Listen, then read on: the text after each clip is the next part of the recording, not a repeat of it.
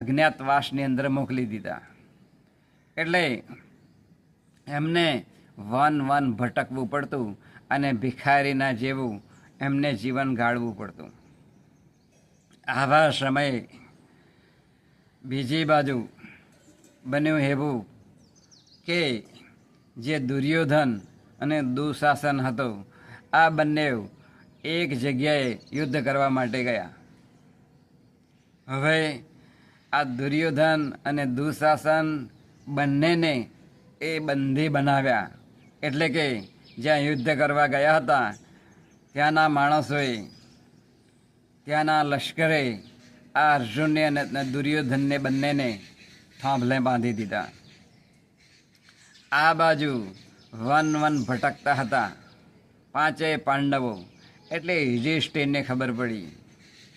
એટલે યુધિષ્ઠિરે અર્જુનને કહ્યું, ભીમને કહ્યું, યુધિષ્ઠિરે ભીમને કહ્યું કે ભીમ, તું અતિ બળવાન છે, તું યુદ્ધ કરવા જા અને દુર્યોધનને અને દુશાસનને તો બંધીની અંદરથી છોડાવ.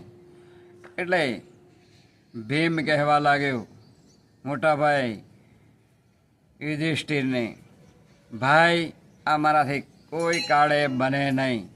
બોલે એમ? તો કે હા. કેમ નહીં બને?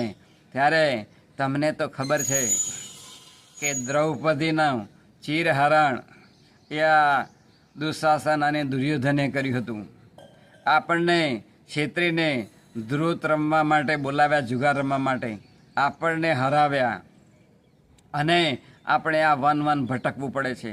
આપને ખબર છે, છતાં પણ મોટા ભાઈ તમે મને આવો આદેશ કરો છો કે જાઓ દુર્યોધનને અને દુશાસનને છોડાવી લાવો. ત્યારે આ યુધિષ્ઠિર કહે છે કે ભાઈ, આવા સમયે કહેતા કહેતા યુધિષ્ઠિરની અને અર્જુનની આંખમાં પાણી આવી જાય છે. ગમે તેમ છતાં પણ આપણો ભાઈ છે, આપણે 105 છીએ, આપણા કુળનો છે, એટલે આપણા કુળની લાજ એ જવી ના જોઈએ. આવો રડતા રડતા ધર્મરાજા યુધિષ્ઠિરે અને અર્જુને કહ્યું ભીમને.